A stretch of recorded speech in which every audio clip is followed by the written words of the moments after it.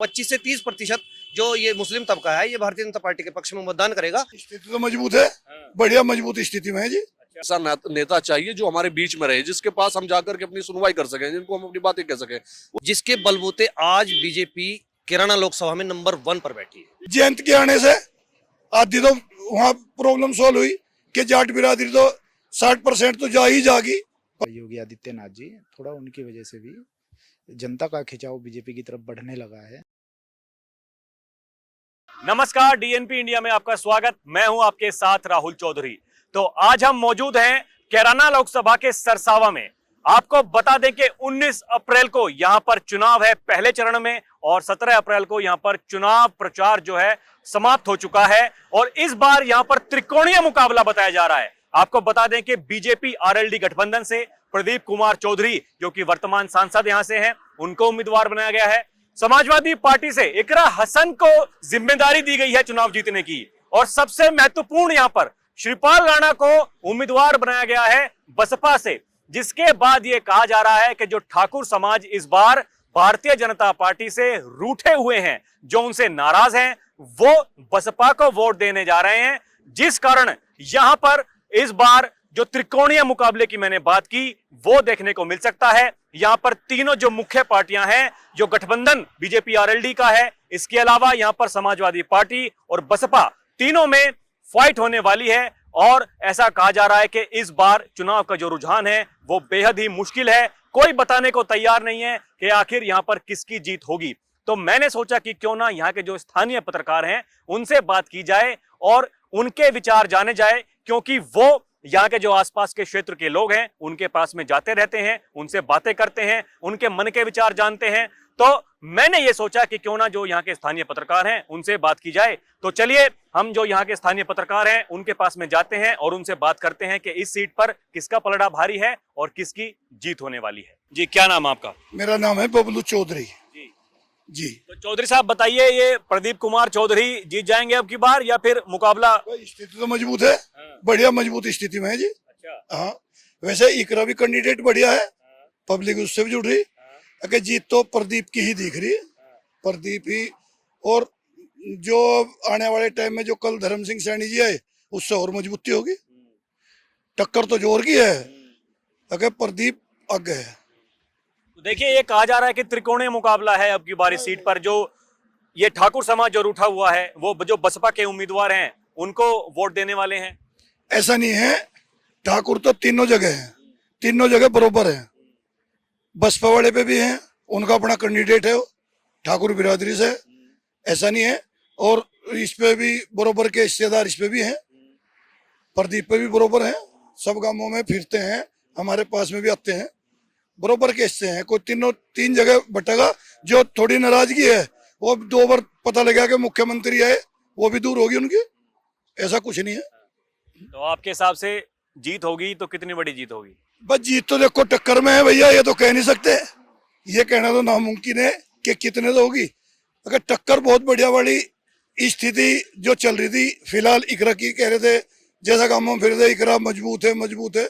अगर जैसा 2-3 बड़े नेता टूट के बीजेपी में शामिल हुए, इसकी वजह से देखो समीकरण तो बदलेंगे ही। धर्म सिंह मंत्री जी भी अपनी 70-80 हजार वोट तो उसकी अपनी है, जो कल ही उन्होंने अपनी वो करी ज्वाइनिंग इसमें, तो फर्क तो पड़ना ही है। तो मतलब आपके हिसाब से ये समाजवादी पार्टी का कोई रुझान तो था, लेकिन फिलहाल की कंडीशन में नहीं है, क्योंकि बीजेपी ने यहाँ पर पिछले कुछ दिनों में काफी मेहनत करी है। हाँ, बीजेपी ने मेहनत करी, मेहनत अब करी, पहले नहीं करी प्रदीप ने मेहनत। प्रदीप से नाराज है पब्लिक बहुत। अगर थोड़ी थोड़ी भाई उधर जयंत के आने से आधी तो वहाँ प्रॉब्लम सॉल्व हुई कि जाट बिरादरी तो 60% तो जा ही जागी। प्रदीप पे सिर्फ जयंत की वजह से 10-20% टूट ही जाकर रही। गुजर भी इससे खिलाफ थे बहुत, अब जैसे ही अपने गुजरों में घूम रहे हैं वे भी ठीक हो रहे हैं। टक्कर इकरा की बढ़िया थी। अगर जो ये आदमी टूट टूट के मार रहे हैं, दमादम पलटी मार रहे हैं। अब मान लिया 4 दिन पहले यहाँ सानी बिराद ने बहुत बड़ा प्रोग्राम कराया इकरा के, उसमें धर्म सिंह सैनी गुट था, वो आज बीजेपी में आ गया तो वोट सारी उधर चली गई। हमने 2-4 से बात करी, भाई क्या करोगे, कि हम तो मंत्री के साथ में। तो इस हिसाब को देखते हो, देखो ये तो कहा नहीं जा सकता कि कितनी वोट से कौन क्या करे। अगर टक्कर मुकाबला था बहुत बढ़िया रही। अब मुकद्दर है, टक्कर तो फिलहाल तो प्रदीप ही आगे है। जी, आपका नाम भाई साहब? मेरा नाम योगेश आर्य है और मैं चैनल न्यूज चैनल का मंडल प्रभारी हूँ। और जैसे देखा जाए, आप कैराना लोकसभा को लेकर बातचीत कर रहे हैं, तो कैराना लोकसभा में त्रिकोणीय मुकाबला अब से कुछ दिन पहले था, लेकिन जिस तरह से परिस्थितियां बदली हैं तो इकरा हसन और प्रदीप चौधरी सपा और भाजपा के बीच टक्कर चली गई है। कुछ राजपूत समाज के लोग भी नाराज थे, लेकिन वो भी धीरे धीरे अब जो है रुख बदलता जा रहा है। जिस तरह से राजनाथ सिंह सहारनपुर में आए, उसके बाद योगी आदित्यनाथ ने 15 दिनों में 4 बार सहारनपुर का दौरा किया, रोड शो किया, लोगों के बीच जनसभाएं की, तो कुछ रुख बदला है लोगों का।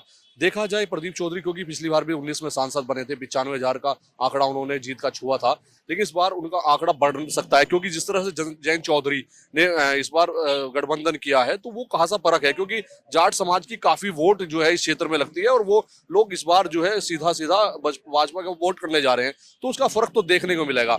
हाँ, जिस तरह से ऋषि पाल राणा जो है वो यहाँ पर एक उम्मीदवार बसपा ने बनाए हैं, उसका फर्क कुछ नाराजगी जो है कुछ युवाओं में, वो वहां जा सकते हैं, लेकिन जो बुजुर्ग हैं, जो राजपूत समाज के ऐसे लोग हैं जो योगी को मानते हैं, राजनाथ सिंह को मानते हैं, अपने नेताओं को मानते हैं, तो उनको कहीं ना कहीं वो सीधा जाकर अपना जो है बीजेपी को वोट करेंगे। तो जो ये बात कही जा रही है कि जो ठाकुर बिरादरी है खास करके वो मतलब बीजेपी से कट रहे हैं और इसी कारण वो जो बसपा के उम्मीदवार हैं उनको वोट देने के लिए जा रहे हैं, तो आप ऐसी बात नहीं मानते हैं? देखिए, श्रीपाल राणा जो है एक व्यापारी है, बेंगलोर में उनका अपना एक व्यापार है, वो लोग ये फैक्ट भी मानते हैं कि एक ऐसा नेता चाहिए जो हमारे बीच में रहे, जिसके पास हम जाकर के अपनी सुनवाई कर सकें, जिनको हम अपनी बातें कह सकें। उसमें कहीं ना कहीं इकरा हसन और वो प्रदीप चौधरी को देख रहे हैं, लेकिन प्रदीप चौधरी 2019 से हैं, 2019 से लगातार 5 साल से लोग उनके काम के लिए उनके पास जाते हैं, काम कराते हैं। तो जब सहारनपुर की जो जनता है वो शामली की है, वो एक दृष्टिकोण से देखा जाए तो बीच में सेंटर सहारनपुर है।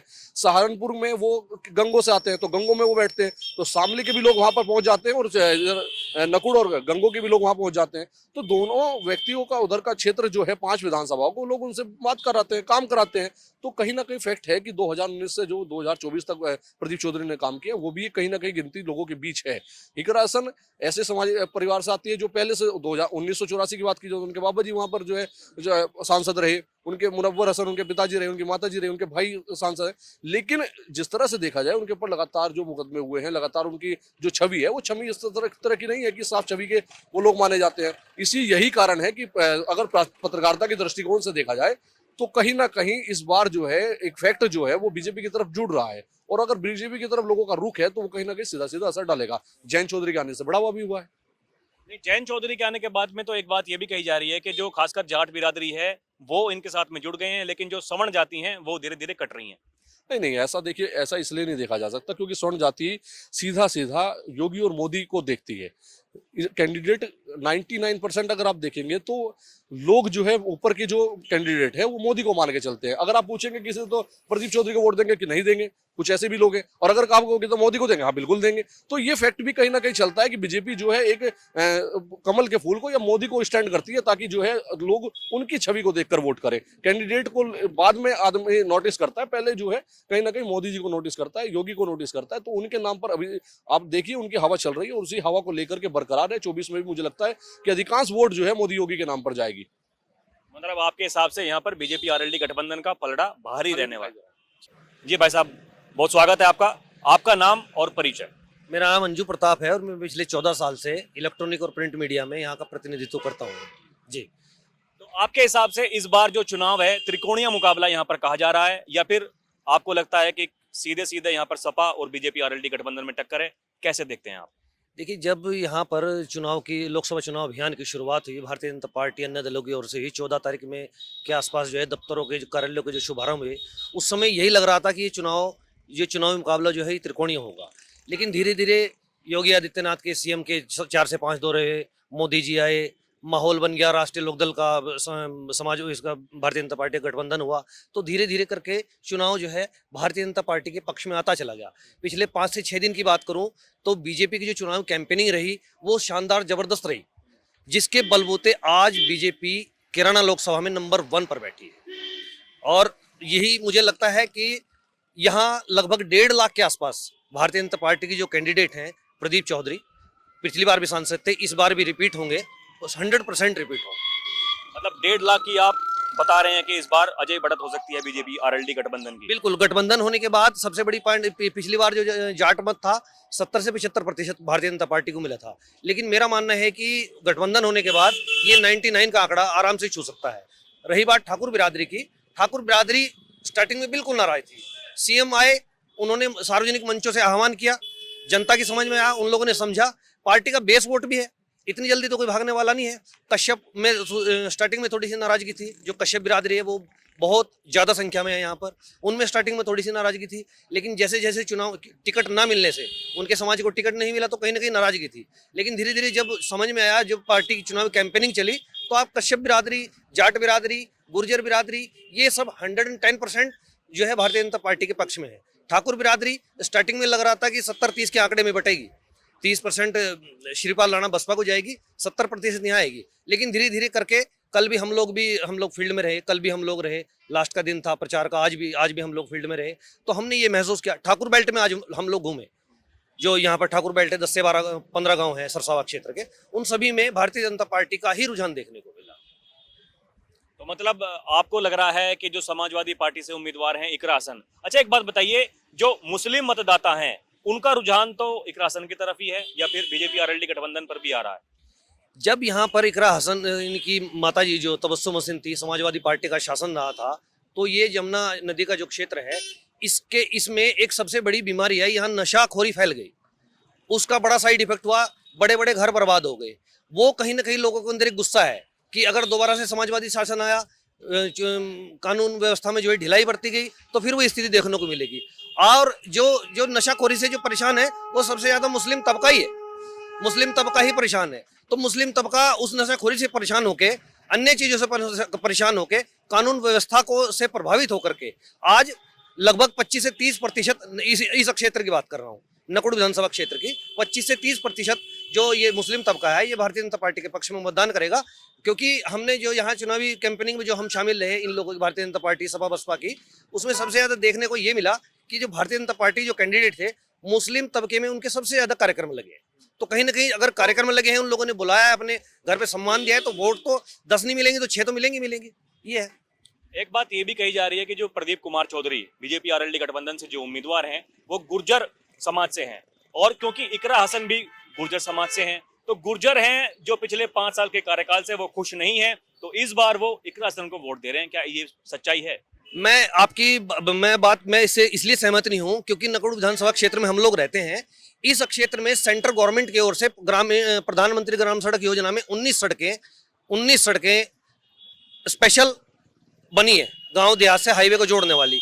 इसके अलावा इस क्षेत्र में 2 ओवरब्रिज माननीय सांसद जी की देन है। इस क्षेत्र में जो यहाँ के जो लाइन पार का जो क्षेत्र माना जाता है, जो पिछड़ापन जिस क्षेत्र में था, वो मुख्य धारा में शामिल हुआ है। ये एक बहुत बड़े परिवर्तन जनता के बीच में आया। वो लोग इस विकास को देख के प्रदीप चौधरी के नाम पर वोट 110% डल रहा है।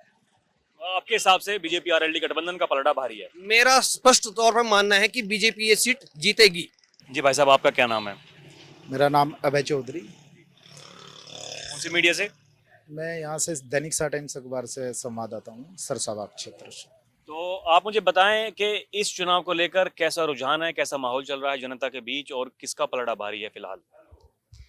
फिलहाल रुझान तो इस क्षेत्र में कैराना लोकसभा पे लगभग दोनों ही समाजवादी पार्टी की इकरा हसन और भारतीय जनता पार्टी से प्रदीप चौधरी की लगभग बराबर की टक्कर बनी हुई थी। हालांकि इसमें कुछ नेताओं का इधर से उधर होना अपने आप में एक बड़ा सवाल भी बन गया है, और उन नेताओं के आने से लगभग चुनाव भी कहीं ना कहीं पलट रहा है। हो सकता है चुनाव बीजेपी के पलड़ा भारी होता नजर आ रहा है इस चुनाव में। और योगी जी जो हमारे प्रदेश के मुख्यमंत्री हैं, श्री योगी आदित्यनाथ जी, थोड़ा उनकी वजह से भी जनता का खिंचाव बीजेपी की तरफ बढ़ने लगा है। उनके कार्यक्रम यहाँ पे हुए, रोड शो हुए, उससे काफ़ी प्रभाव यहाँ पर पड़ा है। मतलब आप कहना चाह रहे हैं कि पिछले कुछ दिनों में जिस तरह से बीजेपी ने यहाँ पर अपने आप को दिखाया है कि हम लड़ाई में हैं, ऐसा नहीं है कि यहाँ पर बीजेपी लड़ाई में नहीं है, उसके बाद से यहाँ पर बीजेपी ने अपना जो कद है वो बढ़ा लिया है। हाँ, बीजेपी का कद बढ़ना शुरू हो गया है इस क्षेत्र में। और दूसरे जो समाजवादी पार्टी की इकरा हसन है वो भी अपना बढ़त बना रही थी। हालांकि अभी 2 दिन से जो अभी हुई है उलट पुलट हुई है जो चुनाव के मद्देनजर, तो इसमें जो है बीजेपी का पलड़ा भारी हो गया है। जिस तरह से कहा जा रहा है कि जो बसपा के उम्मीदवार हैं, जो ठाकुर समाज के लोग हैं, उनको वोट देने वाले हैं, कुछ सच्चाई है इसमें? इसमें तो जहाँ तक क्षेत्र के सर्वे में जहाँ तक पता लगता है कि ठाकुर समाज का बसपा प्रत्याशी के प्रति इतना झुकाव नहीं नजर आ रहा है। क्षेत्र के मुताबिक तो फिलहाल जो है ठाकुर समाज का वोट बीजेपी समाजवादी की ओर झुकता नजर आ रहा था। पर अभी 2 दिन में, पिछले 2 दिन में बीजेपी के कार्यक्रम, ताबड़तोड़ कार्यक्रम जो बीजेपी के हुए हैं, प्रदेश के मुख्यमंत्री भी सहारनपुर में पहुंचे और भी कई नेता ऐसे सहारनपुर में कार्यक्रम हुए हैं, उससे थोड़ा सा लग रहा है कि बीजेपी उम्मीदवार की ओर झुकाव होगा राजकोष में। तो देखा आपने जिस तरह से हमने जो यहाँ के स्थानीय पत्रकार हैं उनसे बात की। इनका कहना है कि अब तक इस चुनाव में टक्कर थी, लेकिन पिछले 2-3 दिनों में जिस तरह से यहाँ पर बीजेपी ने अपनी सक्रियता बढ़ाई है, सूबे के मुखिया योगी आदित्यनाथ का लंबा रोड शो करना और धीरे धीरे जो ये बात कही जा रही थी कि जो सवर्ण जाति के वोटर्स हैं वो नाराज हैं, उनको समझाने की, मनाने की जो प्रक्रिया थी वो की गई और धीरे धीरे उनको मना लिया गया। और जो नेता ये बताए जा रहे हैं कि जो सैनी जो वोटर्स थे वो उनके पीछे थे, वो समाजवादी पार्टी में हुआ करते थे, लेकिन तत्काल रूप से उनको बीजेपी में लाया जाता है, जिस कारण से यहाँ पर जो चुनाव है वो एकदम से ही पलट गया। और अब तक जो टक्कर कही जा रही थी, अब बीजेपी का फिलहाल यहाँ पर पलड़ा भारी बताया जा रहा है, जिसके पीछे एक बहुत बड़ा जो कारण है वो बीजेपी आरएलडी गठबंधन का भी है, क्योंकि जयंत चौधरी चुनाव से पहले बीजेपी के साथ में आ गए, जिस कारण से जो किसान बिरादरी है, जाट बिरादरी है, वो जो बटे हुए हुआ करते थे वो अब बीजेपी के साथ में आ गए हैं, गठबंधन के साथ में आ गए हैं। इसके अलावा जो सवर्ण जाति हैं, जो अब तक रुझान जिनका कहीं और था, अब वो भी बीजेपी आरएलडी गठबंधन के पास में आ गई हैं, ऐसा इनका कहना है, इनका मानना है। क्या हकीकत में ऐसा होगा, उसके लिए तो हमें 4 जून तक का इंतजार ही करना होगा। अभी के लिए इतना ही। कैमरा पर्सन प्रिया के साथ मैं राहुल चौधरी, डीएनपी इंडिया। नमस्कार।